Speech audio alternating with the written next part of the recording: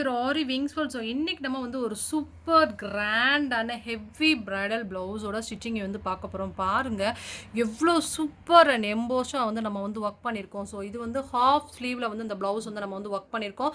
So இந்த design வந்து எப்படி பண்ணலாம் அப்படின்னு சொல்லி ஆல்ரெடி நான் உங்களுக்கு வந்து எக்ஸ்பிளைன் பண்ணியிருப்பேன். ஸோ இது வந்து இந்த ப்ளவுஸோட ஸ்டிச்சிங் வியூ எவ்வளோ அழகாக இருக்குது அப்படி வந்து பாருங்கள்.